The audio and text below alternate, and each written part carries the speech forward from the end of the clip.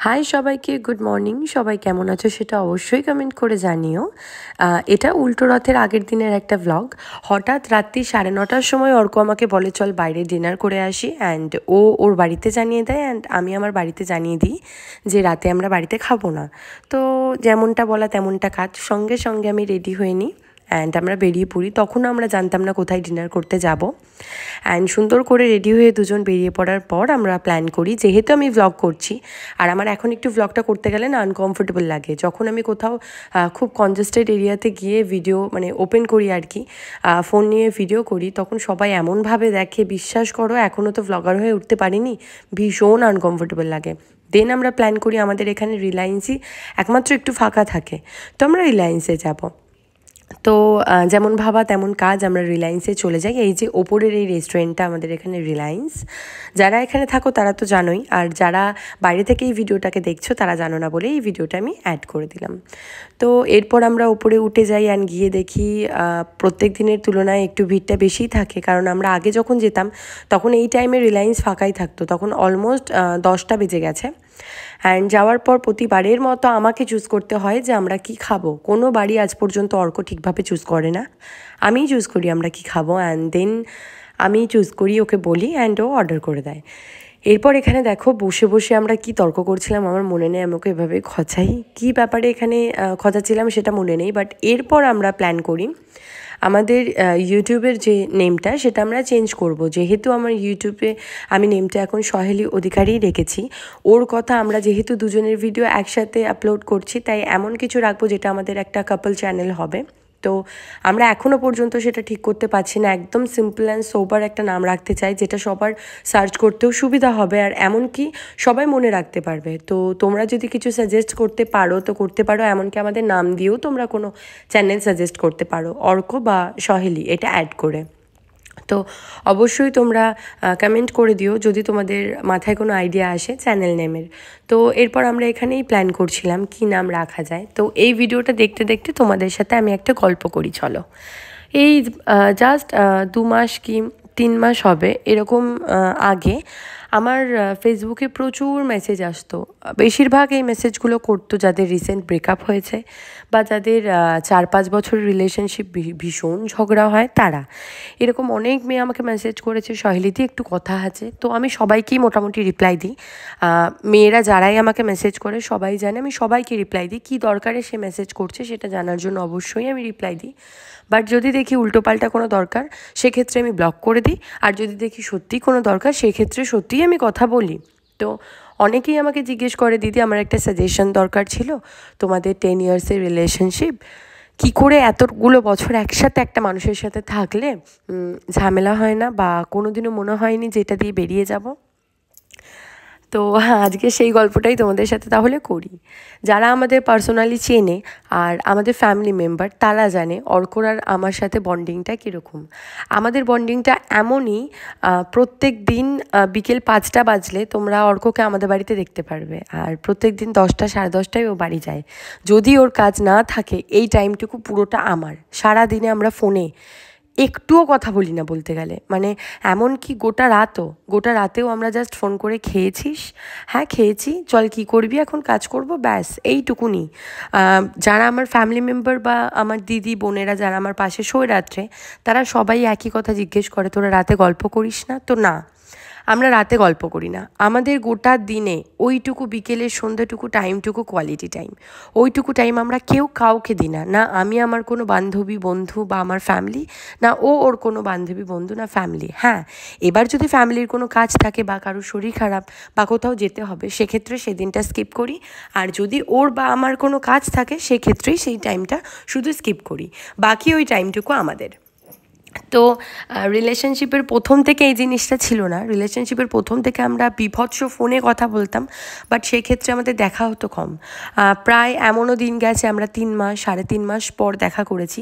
যারা আমাদের লাভ স্টোরিটা দেখোনি ইউটিউবে দেখো, অনেকটা আগে প্রায় 2 বছর হয়ে গেছে আগে আমি আপলোড করেছি, আমরা দুজন মিলে বসে আমাদের লাভ স্টোরিটা বলেছি। তো দেখে এসো, জানতে পারবে আমাদের আগের রিলেশনশিপটা কেমন ছিল। আর আমি তোমাদের এখন যেটা বলছি সেটা আমাদের এই গত 3-4 বছরের হয়তো লকডাউনের পর থেকে রিলেশনশিপের ঘটনা বলছি। ও আর আমি একদম ফোনে বেশি কথা বলি না, আমরা বিকেলটুকু গোটা টাইমটা একসঙ্গে থাকি, আমরা শপিং করি একসঙ্গে, আমরা প্ল্যান করি একসঙ্গে। তবে হ্যাঁ, আমাদের কিন্তু ভীষণ ঝামেলাও হয়। চলো এবার আসি ঝামেলার কথায়। আমরা না দুজনেই প্রচণ্ড রাগী, এটা হয়েছে আমাদের রিলেশনশিপের সব থেকে বড় প্রবলেম। ও ছেলে হিসেবে ওর যেরকম মাথা গরম, আমার মেয়ে হিসেবে ঠিক ততটাই মাথা গরম। বাড়ি থেকে এই একটাই কথা বলে যে ও ছেলে, ওর মাথা গরমটা ঠিক আছে, তুই একটু কমা। কিন্তু বিশ্বাস করো, যখন আমার রাগ হয় বা যখন আমার মাথাটা গরম হয়ে যায়, আমি কিছুতেই কন্ট্রোল করতে পারি না। তখন আমার একটা জিনিসই মনে হয়, নিজের মাথাটা দেওয়ালে, মানে আমি না নিজে রেগে গেলে কাউকে আক্রমণ করব বা কাউকে কামড়ে দিয়ে খিমচে দিয়ে রক্ত বার করে দেবো। আমার মেন্টালিটি এরকম নয়। আমি রেগে গেলে আমার সবসময় মনে হয় আমি নিজের মাথাটা দেওয়ালে ফাটিয়ে দেবো। জানি না কেন, এটা কোনো হয়তো প্রবলেম। তো আমার যখনই ভীষণ পরিমাণে ঝগড়াটা হয়ে অনেকটা বড় হয়ে যায় বা কোনো কারণে আমার দোষ নেই কিন্তু আমি মানে সর্বক্ষণ কথা শুনে যাচ্ছি, সেই ক্ষেত্রে আমার এই জিনিসটা ভীষণ মনে হয়। যদিও এটা আস্তে আস্তে এখন অনেকটাই কমেছে, নিজেকে নিজে বুঝিয়ে বুঝিয়ে অনেকটাই কমিয়েছি। আর অর্ক হচ্ছে খুব মুডি একটা মানুষ, মানে ওর কখন মুড কীরকম তুমি নিজেই বুঝতে পারবে না। ও ভীষণ শান্ত, ভীষণ ভালো একটা ছেলে। নিজে বিয়ে করছি বলে বলছি না, যারা ওকে চেনে সবাই জানে। বাট ও রেগে গেলে ততটাই অপোজিট। তো সেক্ষেত্রে আমাদের যদি খুব ঝামেলা হয়, আমরা কথা বন্ধ করে দিই। আগে যেটা আমরা কথা বন্ধ করতাম না, এখন কথা বন্ধ করে দিই, বাট সেটাও 4-5 ঘন্টার জন্য। হয়তো খুব জোর হলে একটা সন্ধে বা একটা সকাল বা একটা রাত এরকম। তো আমরা অনেকক্ষণ কথা বন্ধ, বা 7-8 দিন কথা বলবো না, ফোন সুইচড অফ, বা 7-8 দিন ধরে ব্লক করে রাখলাম, এই জিনিসটা করি না। আমরা ঝগড়াটাকে কন্টিনিউ করি না। যেই সময়টা ঝগড়া হবে, যেই সময়টা মনে হয় দুজনের ভীষণ মাথা গরম হয়ে গেছে, আমরা কোনো ভুল ডিসিশন নিয়ে নিতে পারি, সেই সময়টাতেই আমরা দুজন কথাটা বন্ধ করে দিই, দুজন দুজনের রাস্তায় হাঁটতে শুরু করে দিই। অ্যান্ড যেই সময়টা মনে হয় যে না, মাথাটা ঠান্ডা হয়ে গেছে, আমি হয়তো একটা সরি বলে দিলেই জিনিসটা ঠিক হয়ে যাবে, নয় আমি নয় ও, দুজনের মধ্যে কেউ একজন সরি বলে জিনিসটাকে আবার ঠিক করে নিই। আর সব থেকে বড় কথা যেটা, সকালে যদি ঝামেলা হয়, আমরা বিকেলবেলা ঠিক ঘুরতে বেরিয়ে যাই আর সব কিছু ঠিক হয়ে যায়। এটা নিয়ে আমাদের বাড়িতে সবাই ভীষণ হাসাহাসি করে।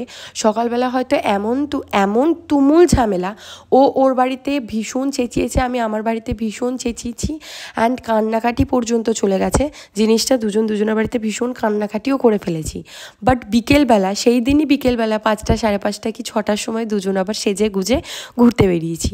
তো এই জিনিসটাই আমি তোমাদের সাজেস্ট করব, যদি মনে হয় ঝগড়া হচ্ছে, সেই মুহূর্তটাকে বাড়তে দেবে না। সেই মুহূর্তে দুজনেই একটু চুপ করে যাবে। হ্যাঁ, একজন চুপ করতে পারবে না যদি আর একজন চুপ না করে, এটা স্বাভাবিকভাবেই তাহলে ঝামেলাটা বড় হয়ে যাবে। দুজনেই একটু দুজনের সাইড থেকে চুপ করে যাবে, অ্যান্ড যখন মনে হবে মাথাটা ঠান্ডা হয়ে গেছে, তখন আবার ঘুরতে বেরিয়ে যাবে। ঝামেলা যত টানবে তত সত্যিই ঝামেলাটা বাড়বে। তো এই জিনিসটা করেই আমাদের হয়তো আজকে 11 বছর হতে চললো। এই সেপ্টেম্বরে আমাদের 11 ইয়ার্স কমপ্লিট হবে রিলেশনশিপের। অ্যান্ড বিশ্বাস করো, এই 11 বছরে এমন কোনো ঝগড়া নেই, এমন কোনো বড় অশান্তি নেই আমার সাথে অর্কর হয়নি। বাট হ্যাঁ, অবশ্যই একটু ঠাকুরও হয়তো চেয়েছিল জিনিসটা পরিণতি পাক, বা আমি আর ও একসাথে সারা জীবন থাকি।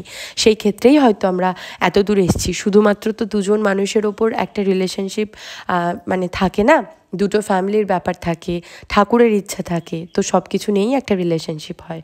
তবু আমি বিশ্বাস করি, একটা রিলেশনশিপে যে দুটো মানুষ থাকে, সেই দুটো মানুষ মেন। তারা যদি চায় পৃথিবী উল্টে গেলেও আমরা একসাথে থাকবো, তো হ্যাঁ, সেটাই ইম্পসিবল নয়। তো যাই হোক, আমি আগেও অনেক ভ্লগে বলেছি, অর্ক আমার ভীষণ ভালো বন্ধু।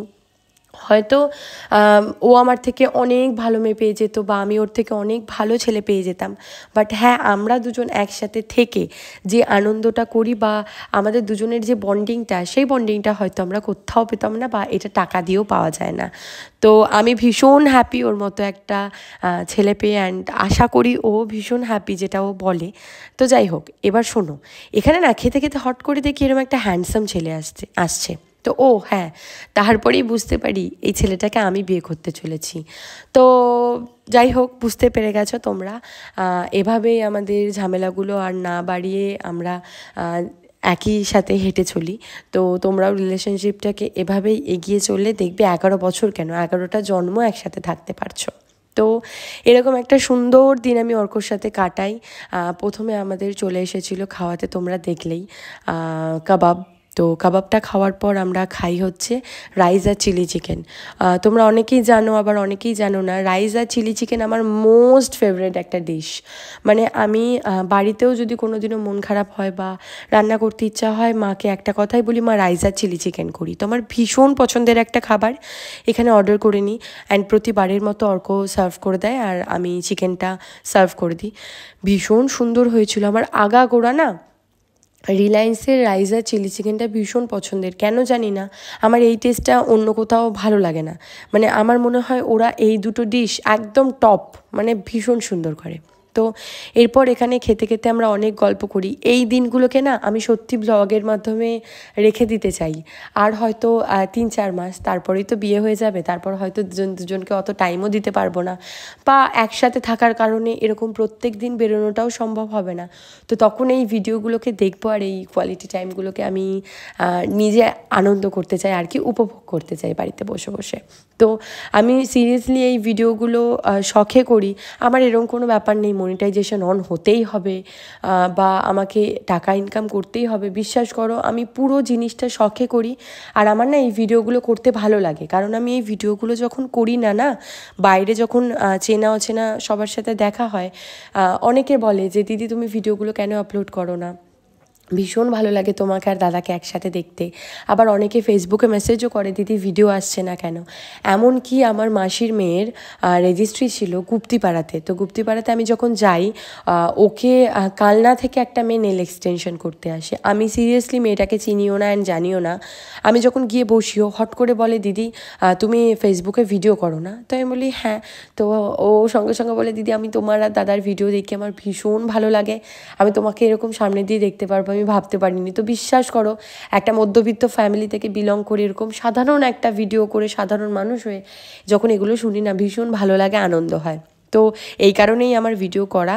অ্যান্ড এখানে দেখো আমাদের লাস্টে বিল পেমেন্ট হয়ে গেছে। আর সবথেকে ফেভারিট জিনিস যেটা হলো এই কাটা চিনি আর মৌরি, এই দুটো অর্কর আর আমার ফেভারিট। দেখো ও একদম মৌরি নেয় না হাতে, বাট এক গাদা কাটা চিনি নেয়। তো এভাবে আমাদের ডিনারটা হয়ে যায়। অ্যান্ড সেদিন অনেকটা রাত হয়ে গেছিলো, প্রায় তখন 11:20 কি 11:30 বাজে। অ্যান্ড বেরিয়ে ও আমাকে জিজ্ঞেস করে আইসক্রিম খাওয়ার কথা। আমার ভীষণ ঠান্ডা লেগেছিলো বলে আমি আর আইসক্রিম খাই না। তোমরা আমার ভয়েস শুনেই হয়তো বুঝতে পারছো আমার এখনও ভীষণ ঠান্ডা লেগে রয়েছে। তো রাত্রি 11:30টার সময়, স্বাভাবিকভাবে 11:00 11:30টায় আমাদের এখানে রাস্তা অনেকটা ফাঁকা হয়ে যায়। অ্যান্ড তখন আমি অবাক হয়েছিলাম দেখে যে দু একটা দোকান তখনও খোলা ছিল, হয়তো গরমকাল বলেই খোলা ছিল। তো এরপর ও আমাকে বাড়ি দিতে আসে। অ্যান্ড যেহেতু পরের দিন রথ ছিল আমাদের বাড়ির সামনে, অনেকেই যেন রথ হয়, অ্যান্ড রথের একটা ছোট্ট মেলা বসে। আগে অনেকটা বড় মেলা বসতো, সেখানে অনেক দোকানপাট ছিল, বাট এখন আর অত বড় মেলা বসে না। তো আসার সময় খুব ভালো লাগে দেখতে যে অনেক লাইট টাইট হয়ে দোকানগুলো বসে। বাট আমি যেহেতু পরের দিন বেরোতে পারিনি শরীর খারাপের জন্য, আমার জ্বর চলে আসে, তো আমি উল্টো রথে বেরোতে না পারার কারণে সেদিনকে আমি ওই মেলার আলো, মেলার কটা দোকান দেখে ফিরি। তো ভগবান হয়তো চেয়েছিল পরের দিন আমার জ্বর আসবে, বেরোতে পারবো না বলে সেদিন আমরা একটুখানি হলেও রথের মেলাটা দেখিনি দুজন মিলে। আর অর্কর যেহেতু কাজ ছিল রথের দিন, উল্টো রথের দিন, তো সেদিন স্বাভাবিকভাবেই বেরোতে পারি না। হয়তো ওর কাজ না থাকলেও জ্বরের মধ্যেও আমাকে নিয়ে একটু হলেও বেরোতো, বাট এতটাই শরীর খারাপ ছিল আর বেরোতে পারিনি। তো ভিডিওটা তোমাদের কেমন লাগলো সেটা জানিও, আর তোমরা কেমন ভিডিও দেখতে চাও সেটাও জানিও। তো চলো আজকের মতো টাটা, সবাই ভালো থেকো, সুস্থ থেকো। আর আমার চ্যানেলটাকে যারা নতুন তারা অবশ্যই সাবস্ক্রাইব করে দাও, ভিডিওটাকে লাইক করো আর সুন্দর সুন্দর একটু কমেন্ট করো, যাতে আমার ভিডিও করতে আরও বেশি ভালো লাগে। এডিটিং করাটা তো ভীষণ চাপ, ভিডিওটা করা কোনো ব্যাপার না, বাট এই বিশ্বাস করো এডিটিংটা করতে ভীষণ চাপ, ভীষণ মাইন্ড ফ্রেশের একটা দরকার পড়ে। বাট তোমরা যদি কমেন্ট করো আমার আর কিচ্ছু মনে হয় না, সেক্ষেত্রে আমার নিজেরই মনে হয় বসে দুটো ভিডিও এডিট করে নিই, আর সত্যি তাই হয়। তো তোমরা ঝটপট করে কমেন্ট করে দাও ভিডিওটা কেমন দেখতে লাগলো। আর সবাই সুস্থ থেকো, ভালো থেকো। চলো আজকে